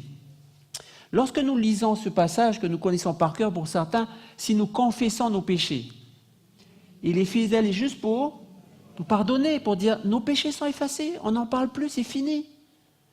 Mais la deuxième chose importante, c'est que Dieu est fidèle et juste pour nous purifier de toute iniquité. Il n'y a pas cette notion où je viens, je me décharge à l'église, au temple, ça y est, j'ai plus de péché, je recommence là-bas. Non. Je viens et quand je demande pardon, c'est comme presque un engagement devant Dieu. Seigneur, je veux m'approcher de toi maintenant. Je veux que tu me purifies, que tu changes ma vie, que tu me sanctifies. Je veux que tu me purifies de toute iniquité. C'est ça la symbolique complète de la repentance et de la confession qui amène deux choses, le pardon et le changement de vie opéré par Dieu lui-même. C'est lui qui va le faire. C'est lui qui, par sa présence, par sa parole, par son Saint-Esprit, par la prière, je ne sais pas si déjà vous commencez à visualiser ce qui se passe dans le lieu saint, par la parole de Dieu, par le Saint-Esprit, par la prière. Il y a trois meubles dans le lieu saint. Quelque chose qui se passe avec ce lieu saint. Dieu va pouvoir nous purifier de toute iniquité. L'image de ce sang symbole de notre vie pécheresse transférée à proximité immédiate de Dieu nous rappelle donc notre engagement, une fois pardonné, à rester près de lui, à le fréquenter autant qu'il est possible. Par la prière, par la parole chaque jour, par les réunions ici, par les réunions le sabbat, afin que Dieu transforme et change notre vie. Mais il y a une étape importante. Il y a d'abord un si. Si nous confessons notre péché. Il nous faut reconnaître que nous avons des péchés, que nous sommes pécheurs. Il y a des personnes, lorsqu'ils vont voir un médecin, ils disent « Ah, j'ai mal quelque part ». Puis le médecin, il dit « On va faire des examens, et puis on va aller faire une radio ». Et puis la radio, il voit un gros truc comme ça, il dit « Désolé, mais il y a un gros cancer là, il va falloir opérer tout de suite ». Et là, il y a des gens qui disent « Ah ben non, moi, j'ai pas envie ». Il faut reconnaître qu'on a une grosse maladie, un gros cancer, c'est le péché. Sinon, Dieu ne peut rien faire pour nous. Sinon, le pardon ne peut pas nous être accordé. Sinon, nous ne pouvons pas être guéris du péché. Maintenant, quand nous allons faire une synthèse simple de tout ça, donc, le geste même de venir offrir le sacrifice d'expiation pour le péché, ça va amener le pardon. Le geste même de donner le sang, et que le prêtre va porter le sang ou alors la viande dans le lieu saint, il va passer par la cuve des ablutions, il y a une purification dans l'eau. Et le fait même que ce symbole de notre vie est transféré dans le lieu saint, il y a une transformation par Dieu qui doit s'opérer. Notre vie pécheresse. Mais il y a un point très important dans cette procédure, dans ce protocole. Dans l'autel des sacrifices, sur l'autel des sacrifices, il y a ce qu'on appelle le sacrifice perpétuel. Qu'est-ce que c'est le sacrifice perpétuel? Voici ce que tu offriras sur l'autel, 2 agneaux d'1 an chaque jour à perpétuité. Tu offriras l'un des agneaux le matin et l'autre agneau entre les 2 soirs. C'est un sacrifice, donc c'est un holocauste, consumé par le feu d'une agréable odeur à l'Éternel. Ça veut dire que dans cet autel des sacrifices, où il y avait tous les sacrifices dont on vient de parler, il y avait toujours dans un coin un agneau mâle qui brûlait entièrement. On en mettait un le matin, il brûlait à petit feu toute la journée. Et quand il était complètement brûlé le soir, on en mettait un deuxième, qui brûlait toute la nuit. Jusqu'au lendemain matin, on remettait l'agneau du matin de l'autre jour. Et c'était donc un agneau qui était sacrifié en entier tout le temps, 24 heures sur 24. Ça veut dire que quand vous faisiez n'importe quel type de sacrifice, il était toujours là, cet agneau perpétuel. Ça veut dire que c'est un sacrifice très très important. Donc la première étape du plan du salut de l'Israélite voulait avoir le pardon, il venait là, il offrait ses sacrifices, mais il y avait toujours cet agneau du sacrifice perpétuel. Qu'est-ce que c'est que cet agneau perpétuel? Ça, c'est la première étape du plan du salut. Il n'y a pas d'autre porte d'entrée, il faut commencer par là.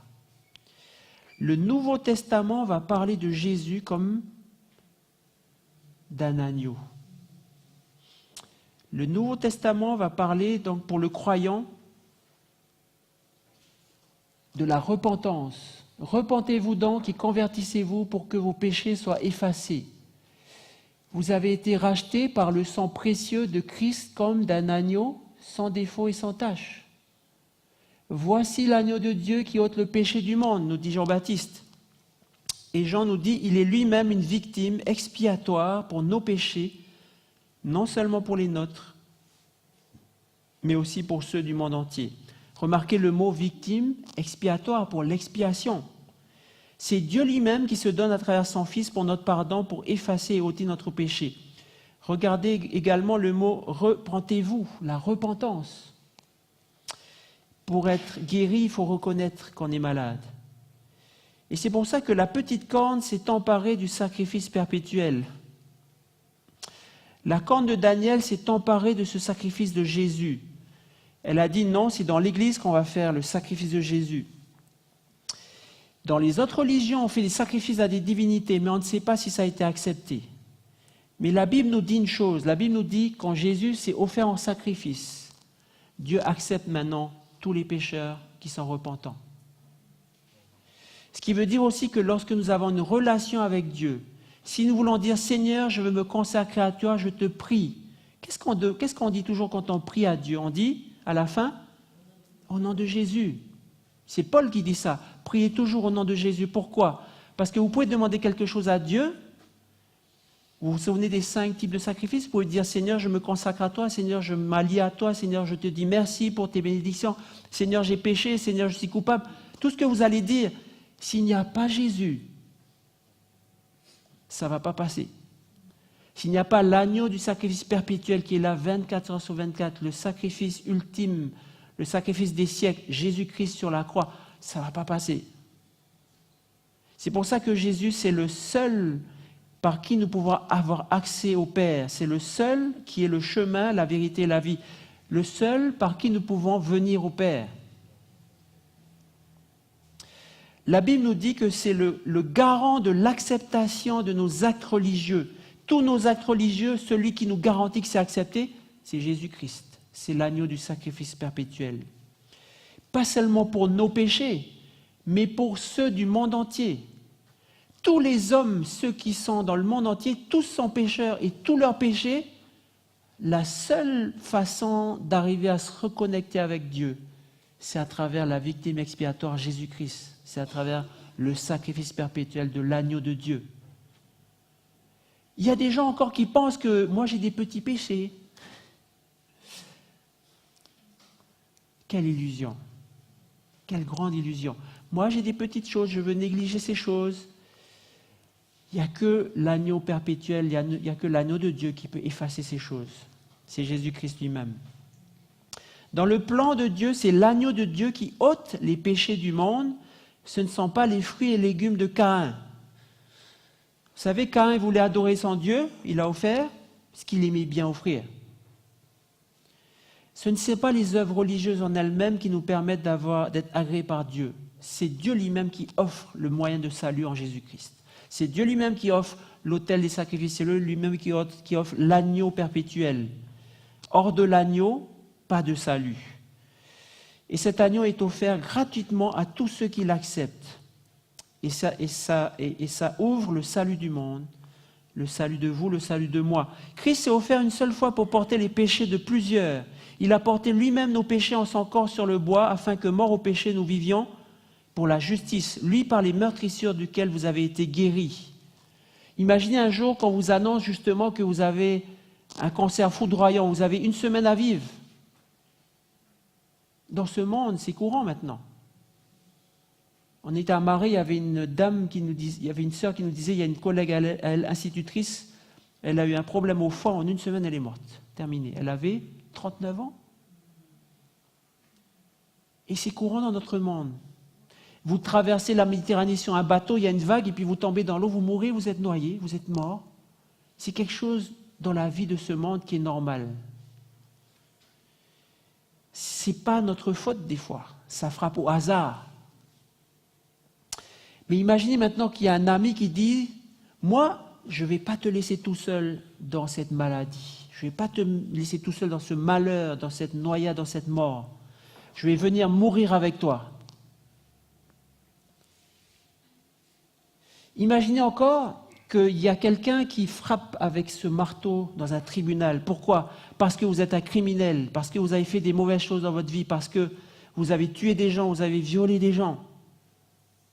Et là, vous ne pouvez plus dire, c'est pas de ma faute, c'est par hasard, la maladie est tombée sur moi, il y a eu un accident. C'est vraiment vous êtes coupable, vous méritez la mort. Tout le monde est d'accord. Mais imaginez qu'il y a un ami maintenant qui dit, je ne vais pas te laisser seul dans cette condamnation. Je vais subir la même condamnation que toi. On a dit que tu es coupable, je vais dire, moi aussi je suis coupable, je vais mourir avec toi. Il y a un homme comme ça, un homme de Dieu qui s'est sacrifié pendant la Seconde Guerre mondiale. Un nazi voulait tuer un prisonnier, il a dit, prenez-moi à sa place. C'était un homme de Dieu, c'était un prêtre catholique. Il avait compris ce que c'est le sacrifice de Jésus-Christ. Cet ami qui veut nous accompagner dans la maladie, dans la mort, dans l'accident, dans la punition de notre culpabilité réelle, cet ami, c'est Jésus-Christ. Cet ami, Jésus-Christ, a voulu partager notre condamnation à mort. Quel amour! Lorsque nous étions encore sans force, Christ, au temps marqué, est mort pour des impies. Il n'est pas mort pour des saints, il est mort pour des impies. On ne mourrait pas pour un juste, peut-être quelqu'un mourrait pour un homme de bien, mais Dieu prouve son amour envers nous lorsque nous étions encore des pécheurs. Christ est mort pour nous. Jésus se serait rendu solidaire de nos soucis, de nos malheurs, jusqu'à la mort. Pour tous les pécheurs, pour vous et moi. Il a effacé l'acte dans les ordonnances nous condamner qui subsistaient contre nous. Il a détruit en le clouant à la croix. Lorsque vous avez fait vraiment des grosses bêtises, il y a un acte de condamnation sur vous. Vous ne pouvez pas vous en sortir. Mais Jésus a pris cet acte, il a cloué sur la croix. C'est vrai que nous sommes pécheurs, c'est vrai que nous méritons la mort, et Dieu a pris ça à travers Jésus-Christ, il a cloué sur la croix. Il n'y a donc maintenant aucune condamnation pour ceux qui sont en Jésus-Christ. Notre destin fatal a été changé. À la croix, lorsque Jésus est mort sur la croix, il a pris les péchés de Jean-Marc. Il a pris les péchés de pasteur Jérémie. Il a pris les péchés de ceux qui meurent en ce moment dans le monde. Grâce au sacrifice perpétuel de Jésus, disponible 24 heures sur 24. Vous savez, dans le ciel, chaque jour, chaque seconde, chaque minute, Jésus présente son sacrifice pour dire, celui-là, il est coupable, celui-là, il a une maladie, il va mourir, mais à cause de mon sacrifice, j'ai pris ça sur moi maintenant. Et il est assuré d'avoir la vie éternelle. En ce moment même, il y a un jugement dans le ciel où Jésus dit, je suis là pour couvrir tous les péchés du monde entier. Qui veut que je couvre ces péchés par mon sang?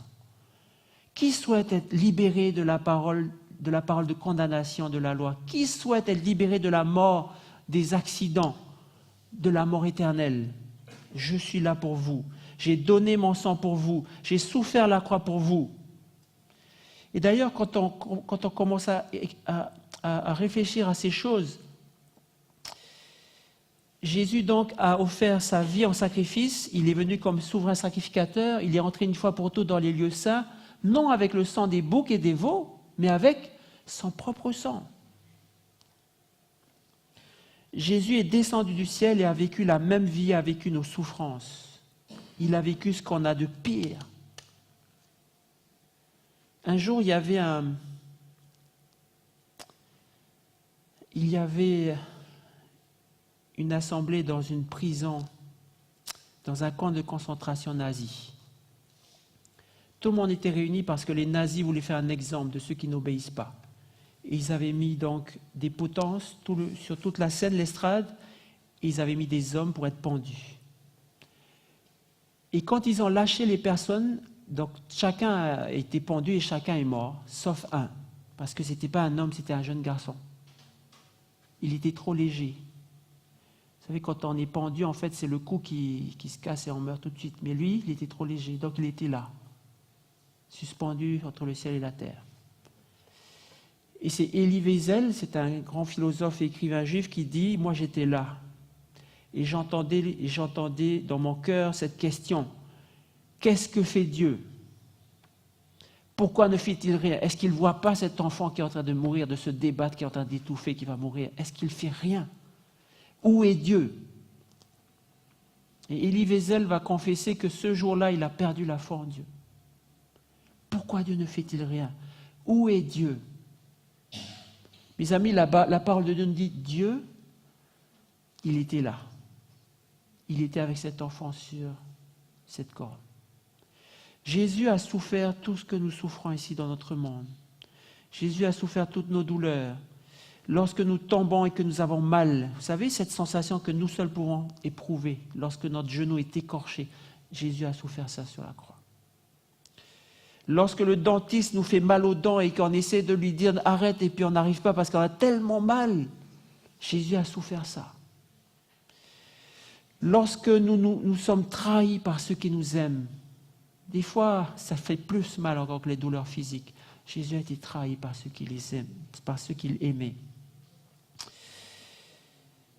Jésus a été mal jugé par ceux en qui il avait confiance. Jésus a eu son cœur réduit en 1000 morceaux lorsqu'il a été seul, abandonné de tous. Et quand nous contemplons la croix, nous contemplons que Jésus est mort pour mes péchés.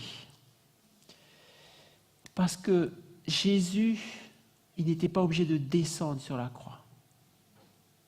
Dieu pouvait laisser l'humanité périr. Dieu regardait à sa gauche, dans sa main gauche, cette humanité vouée à la mort parce qu'elle est pécheresse. Il regardait dans cette main gauche l'humanité. L'humanité va mourir, l'humanité est en train de mourir. Mais oui, parce qu'elle a transgressé ma sainte loi, parce qu'elle a péché, elle doit mourir, je ne peux rien y faire. Et Dieu réfléchit, et Dieu voit que l'humanité est perdue, complètement perdue. Mais à sa droite, il y a son fils qui se lève et qui dit « je vais aller pour eux ». Et Dieu dit « je choisis quoi? Je choisis mon fils ou je choisis l'humanité? Je choisis l'humanité, je choisis mon fils. Que faire?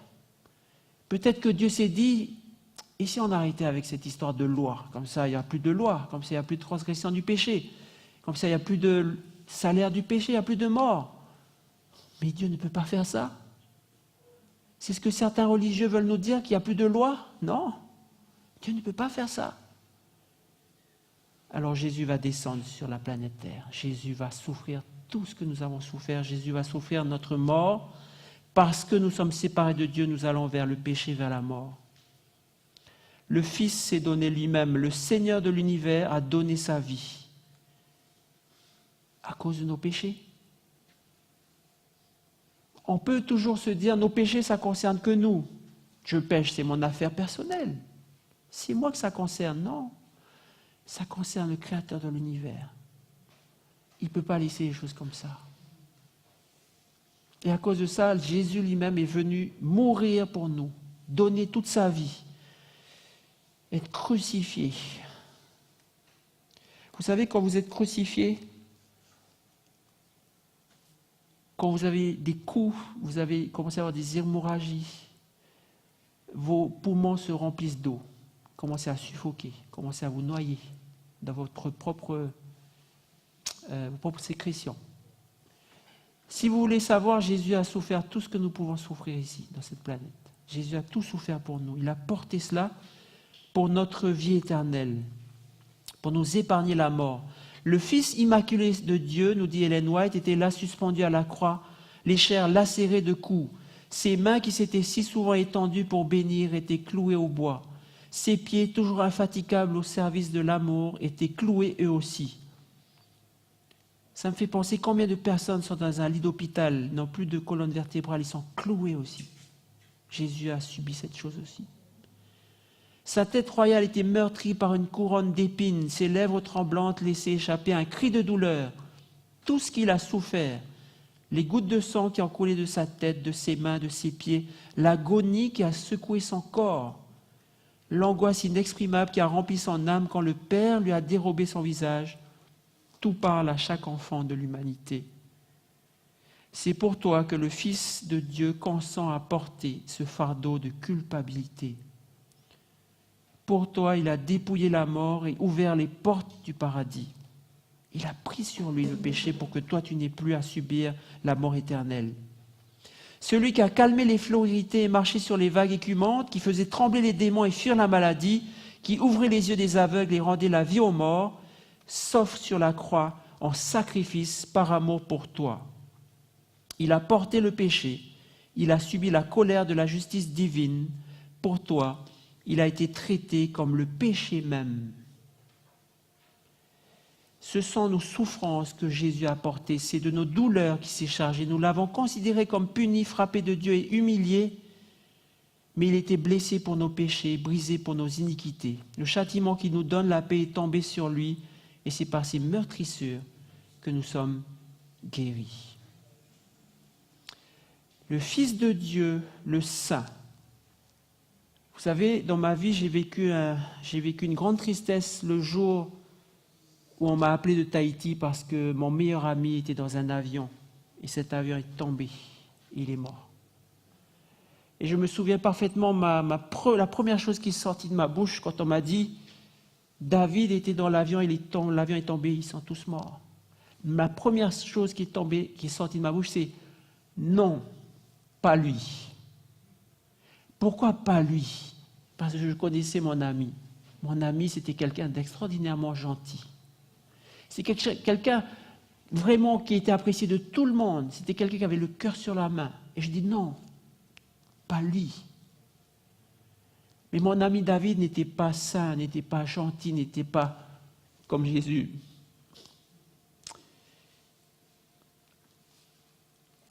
Tous méritent la mort, mais pas Jésus. Jésus, c'est le saint. Jésus, c'est celui qui portait les enfants, c'est celui qui soulageait les maladies, c'est celui qui n'a aucun péché. C'est celui qui était en communion avec le Seigneur Dieu, son Père. C'est le plus saint, celui que tous, mais pas lui. Et Jésus est venu quand même. Jésus est venu quand même. Celui qui n'a pas connu le péché, il l'a fait devenir péché pour nous, afin que nous devenions en lui justice de Dieu.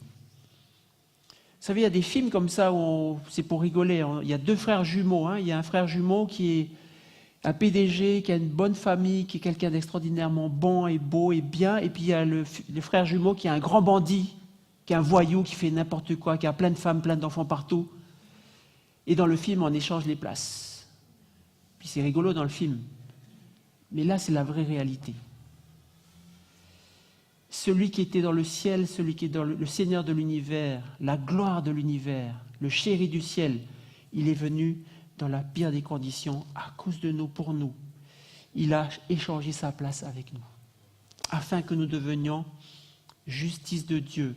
C'est pour ça que la Bible affirme l'amour de Dieu a été manifesté envers nous, en ce que Dieu a envoyé son Fils unique dans le monde, afin que nous vivions par lui. Il y a une histoire que j'ai vue à la télé un jour, que je me rappelle toujours, ça m'a touché. C'est l'histoire d'une maman. son fils avait été condamné en Indonésie pour trafic de drogue. Il s'appelle Michael Blanc. Vous pouvez voir son image, d'ailleurs, il a été libéré il n'y a pas longtemps, 15 ans après. Mais à l'époque, j'ai vu le reportage. La maman était infirmière, elle a tout laissé en France, elle a tout vendu, elle a été en Indonésie. Elle est venue habiter comme une SDF près du tribunal pour essayer d'aider son fils à sortir de là. Et elle a fait toutes les démarches, elle a usé son argent, son influence, elle a demandé de l'aide à l'ambassade française, tout ce qu'elle a pu. Mais voilà, le jour du jugement arrive. Et là, il y a le tribunal qui est là, et il y a une barrière en bois qui sépare du public. Et là, le juge a dit dans la langue indonésienne, il est condamné à perpétuité. Et elle a entendu la traduction. Elle s'est ruée sur la barrière en bois, elle a secoué de toutes ses forces. Elle a dit, prenez-moi, prenez-moi, prenez-moi. Elle aimait tellement son fils. Jésus, Dieu a fait ça. Il a cassé la barrière en bois, il a cassé la barrière du ciel, il est descendu. Il a dit, prenez-moi. Jésus a fait tout pour nous sauver. Et quand on regarde ça, la vérité va venir nous inonder. Nous n'avons plus peur de Dieu. Dieu nous aime. Il ne faut pas avoir peur de Dieu. Quelqu'un a un mouchoir, excusez-moi. Ah, j'en ai ici, pardon.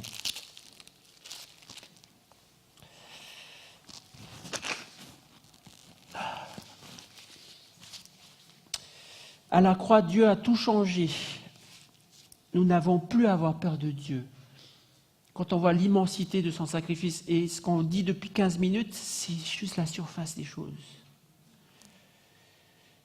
Hélène a dit qu'on n'aura pas assez de l'éternité pour méditer sur l'amour que Dieu a fait, Dieu a donné pour l'homme à travers ce sacrifice.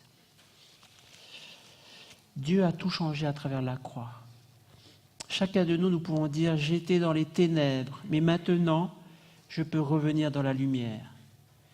J'étais aveugle sur le péché, maintenant je vois le vrai visage du péché. J'étais aveugle sur Dieu. Je croyais que Dieu ne s'occupait pas de moi, je croyais que Dieu ne m'aimait pas. Je croyais que Dieu ne voudrait jamais de moi, maintenant je vois qu'il a tout donné pour moi. J'étais un pécheur, mais parce que Jésus a payé le prix, il peut m'appeler maintenant, non plus pécheur, mais saint. J'étais esclave de mon péché, mais maintenant je suis libre. J'étais étranger, mais maintenant je suis un enfant de Dieu. J'étais vide, maintenant je peux être rempli de son amour. J'étais condamné, maintenant je suis réconcilié. J'étais brisé par le péché, maintenant je peux être guéri. Je me sentais indigne, mais le Fils de Dieu est mort pour moi.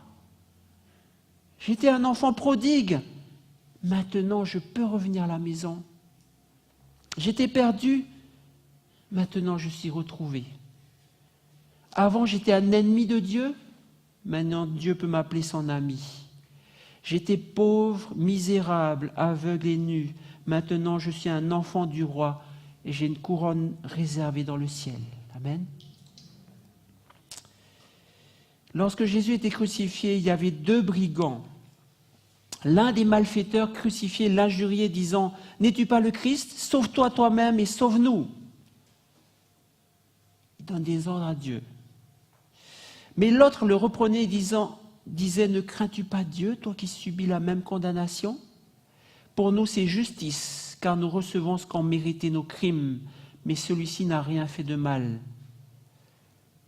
Et il dit à Jésus « Souviens-toi de moi quand tu viendras dans ton royaume. » Ce deuxième brigand a reconnu son péché et il était prêt à recevoir la sentence pour son péché.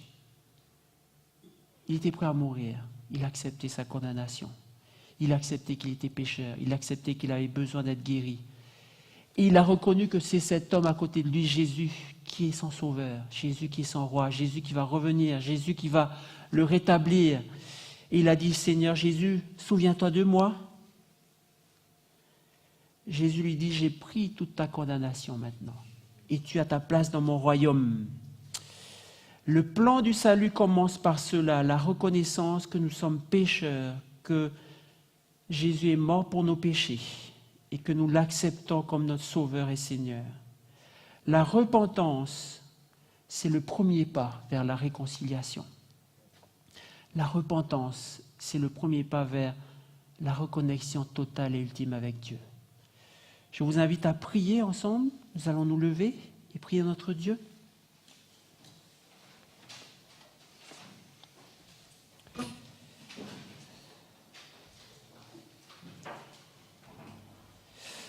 Seigneur notre Dieu, notre bon Père qui est dans le ciel, alors que nous contemplons ce spectacle terrible de ton Fils sur la croix, il y a 2000 ans, alors que nous saisissons à peine toutes les implications de ce sacrifice, Seigneur, nous voulons confesser nos péchés. Seigneur, nous voulons te dire quel malheur de péché, jusqu'à ce que, au point que tu dois venir mourir pour nous, Seigneur Jésus, toi le Saint, toi le bon, toi le Seigneur du ciel. Oh Seigneur, quelle misère que nous puissions continuer à pécher et continuer à te faire du mal, toi qui as fait cet univers dans ta grâce, dans l'harmonie, dans l'amour, selon ta loi d'amour, selon ton saint gouvernement. Quelle misère que nous puissions continuer encore à pécher. Et Seigneur, nous voulons reconnaître maintenant, ce soir, que nous avons péché contre toi. Que c'est nous qui avons causé tes blessures. Que c'est parce que nous sommes méchants avec les autres qu'il y a des méchants qui ont été méchants avec toi. Que c'est parce que nous faisons n'importe quoi dans notre vie qu'il y a des personnes comme nous qui ont fait n'importe quoi sur toi. Que c'est parce que nous parlons mal sur les uns et les autres qu'il y a plusieurs siècles et encore aujourd'hui, les gens ont mal parlé sur toi. T'ont insulté, t'ont offensé, t'ont craché dessus. C'est parce que nous sommes des traîtres qui abandonnons nos frères et sœurs, ceux qui ont besoin de nous, qu'il y a des siècles, nos frères ont fait la même chose avec toi. Ils t'ont abandonné, ils t'ont laissé tout seul, ils t'ont crucifié. Seigneur, nous sommes pareils qu'il y a 2000 ans.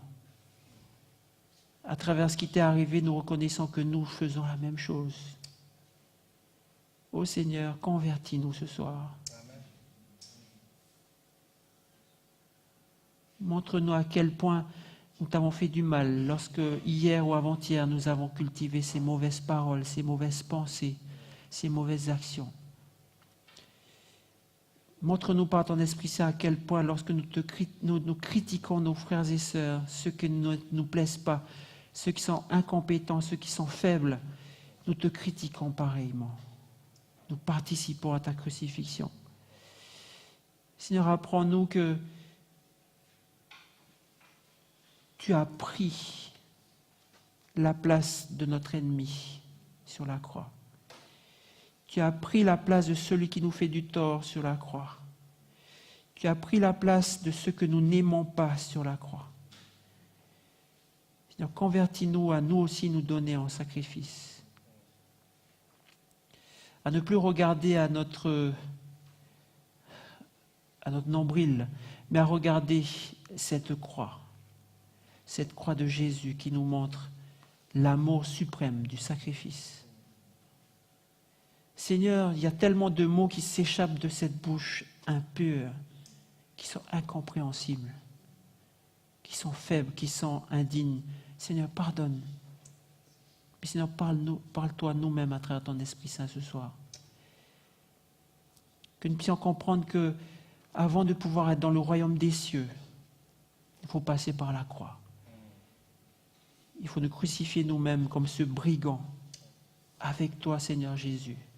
Reconnaître que nous méritons notre peine, notre condamnation, mais que nous voulons nous accrocher à toi, parce que c'est toi notre Sauveur.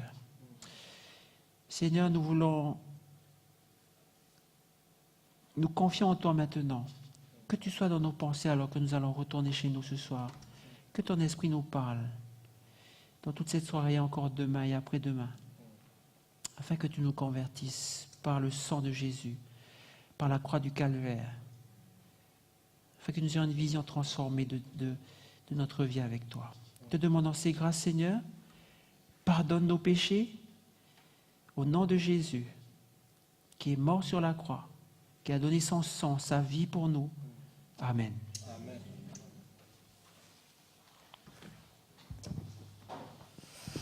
Merci beaucoup, frère Jean-Marc, pour notre rencontre qui était bien fournie. Nous avons été vraiment bénis ce soir. Gloire à Dieu.